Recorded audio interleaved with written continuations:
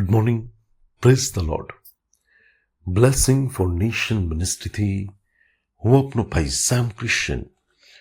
ઈશ્વર પિતાએ આજે આપણને આપેલા આજના એક નવા સુંદર દિવસે આપને પ્રભુ ઈસુ ખ્રિસ્તના નામમાં પ્રેમી સલામ પાઠવું છું. આજે આપણે શાસ્ત્રના અદ્ભુત અને ખાતરીદાયક વચન પર મનન કરીશું. લુકની લખેલી સુવાર્તા તેનો 6 અધ્યાય અને તેની 31મી કલમ. ત્યાં શાસ્ત્રમાં પ્રભુનું વચન કહે છે, અને જેમ તમે ચાહો છો કે માણસો તમારા પ્રત્યે વર્તે, તેમજ તમે પણ તેઓ પ્રત્યે વર્તો.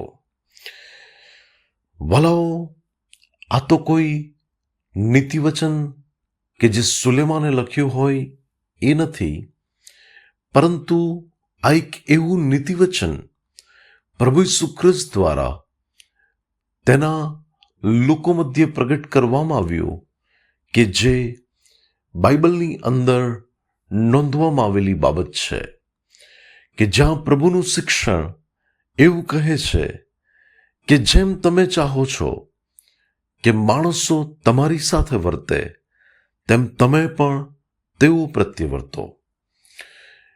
કારણ કે વલાઓ, આપણે જે રીતે બીજાઓ પ્રત્યે વર્તીશું તેવું જ આપણી પાસે એવું વર્તન પાછું આવશે.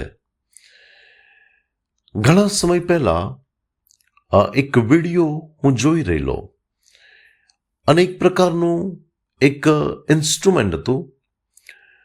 એના વિશે મને એટલો પરિચય નથી, પરંતુ એ જ્યારે એને નાખવામાં આવે ત્યારે એ પાછું ફરીને એ જ વ્યક્તિની પાસે આવે. એને જેવી રીતે ફેંકવામાં આવે એ જ રીતે તે પાછો રિસ્પોન્સ આપે અને તેની પાસે આવે. તો ભલાઓ, આ વચન પણ એવું જ કહે છે કે તમે લોકોની સાથે જે રીતે વર્તશો એવી જ રીતે તમારી પાસે પણ એવો જ પ્રતિસાદ આવશે. જો તમે પ્રેમથી વાવશો તો તમે પ્રેમથી લણશો, પણ જો તમે કડવાહટથી વાવશો તો તમે કડવાહટથી લણશો. અને બાઇબલ આપણને એવું પણ કહે છે કે માણસ જેવું વાવશે તેવું તે લણશે. એટલે કે જો એણે સારી બાબત વાવી છે તો પછી તેને એનું પ્રતિફળ પણ સારું મળશે. ભલે કદાચ તરત ના મળે, થોડા સમય પછી મળે, લાંબા સમય પછી મળે, પરંતુ તેણે જે રીતે કર્યું છે એ જ રીતે એની સાથે કરવામાં આવશે. બાઇબલની અંદર જ્યારે એક દિવસે એક બાબતને હું વાંચી રહ્યો હતો, તો ત્યાં આગળ એક રાજાના હાથ પગના અંગૂઠા કાપી નાખવામાં આવે છે અને એને એના રાજ્યની અંદર એવી લાચાર પરિસ્થિતિમાં મૂકવામાં આવે છે. ત્યારે એ રાજા એવું બોલ્યો કે મેં આ રાજ્યના 70 રાજાઓને આવી રીતે મેં તેમના હાથ પગના અંગૂઠા કાપી નાખ્યા અને તેઓ મારા મેજની નીચે પડેલો ખોરાક વીણીને ખાય છે. અને પછી તે પોતે બોલે છે કે જેવું મેં તેઓની સાથે કર્યું તેવું મારી સાથે થયું છે. તો ભલાઓ, આજે આપણે જો કોઈને માફી નથી આપતા તો પછી આપણને પણ માફી નહીં મળે.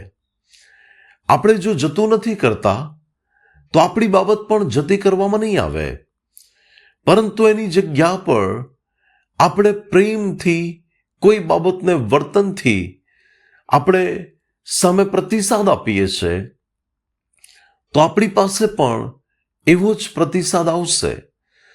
જો તમે ભૂંડાની સામે ભલું કરશો તો તમે આગળ જતા ચોક્કસ તમે જે કર્યું છે તમે એ પ્રતિફળ પામશો.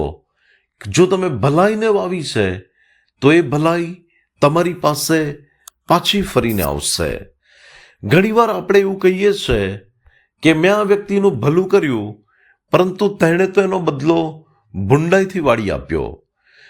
પણ ભલાઓ, ચિંતા ના કરશો, એ તો કદાચ જીવનમાં એક સારી બાબત શીખવાને માટે આપણી સાથે બાબત બની હોય, પરંતુ જો તમે ભલાઈથી કોઈ બાબતને પ્રગટ કરી છે તો તમે સામે ભલાઈને નિશ્ચય જોશો.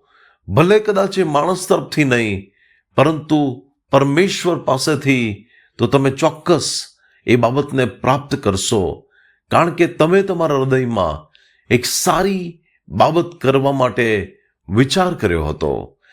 ત્યારે ખ્રિસ્તમાં મારા વાલા ભાઈઓ અને બહેનો, આપણા વ્યવહાર, આપણી વાણી, આપણું વર્તન એ હંમેશા એવું હોય કે જ્યાં આપણી પાસે એ બાબતો ફરી ફરીને આપણી પાસે એક સારા રૂપમાં આવે તો આપણે પણ હંમેશા સારી જ બાબતો કરવી, એ બાબત માટે આજનું વચન આપણને શીખવે છે. તો પ્રભુ આજના વચન દ્વારા આપણને આશીર્વાદિત કરે. આવો આપણે પ્રાર્થના કરીએ. સ્વર્ગમાંના મારા પ્રેમાળ પિતા, તમે આપેલા આજના વચનને માટે તમારો આભાર માનીએ છીએ. પ્રભુ, અમે પ્રાર્થના કરીએ છીએ કે અમે અમારા જીવનની અંદર હંમેશા ભલાઈને વાવીએ. અમારા વાણી, વર્તન, વ્યવહાર હંમેશા પ્રભુ સારા અને તમને મહિમા આપતા હોય, ભલાઈને લગતા હોય એવી કૃપા થવા દો. તમારા હાથોમાં અમે અમારી જાતને સોંપતા પ્રભુ ઈસુના નામે પ્રાર્થના માંગીએ છીએ. Amen. May God bless you. Have a blessed day. શાલોમ.